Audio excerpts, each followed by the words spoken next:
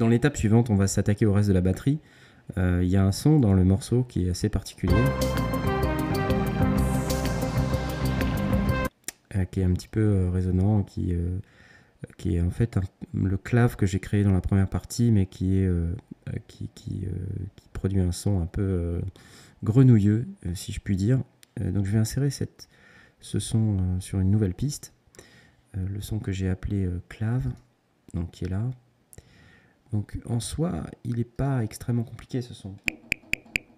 C'est ce machin là. Et le problème c'est que dans le morceau, une fois il est comme ce que je venais d'entendre, et puis une autre fois il a un autre type de son.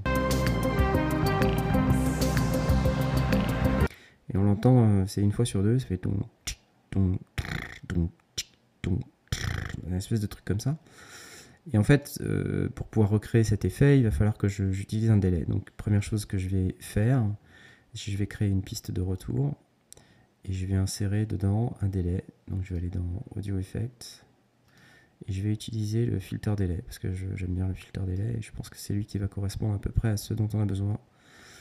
Donc pour pouvoir faire ça, donc je vais appeler ça clave. Donc déjà j'ai mon son qui est là, donc c'est magnifique. Je vais commencer par créer le clip. J'aurais dû faire comme ça.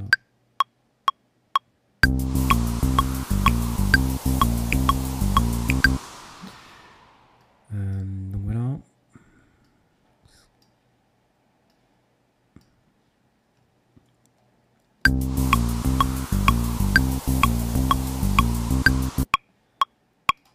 Donc voilà le son en question. Et donc dans le morceau original, ce qu'on constate, c'est que ce son, une fois sur deux, il n'a pas tout à fait la même forme. Donc je vais essayer de l'insérer dans un délai, de manière à avoir cette même... et donc voilà, je sais pas si vous voyez ce que je veux dire. Ah, c'est pas mal ça.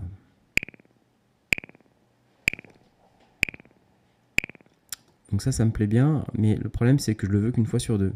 Donc pour pouvoir faire ça, il faut que j'aille dans mon clip et que j'aille encore à nouveau chercher les enveloppes. Et donc là je vais avoir un souci parce que je ne sais pas où c'est. Donc c'est effectivement c'est ici, filter delay.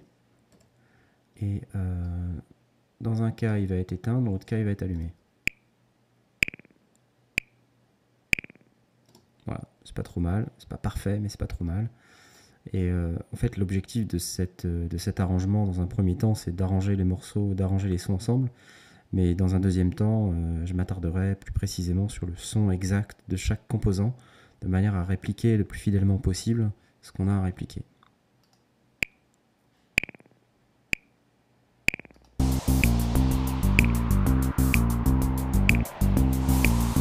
Donc là par exemple on n'est pas tout à fait dans le même son que sur l'album.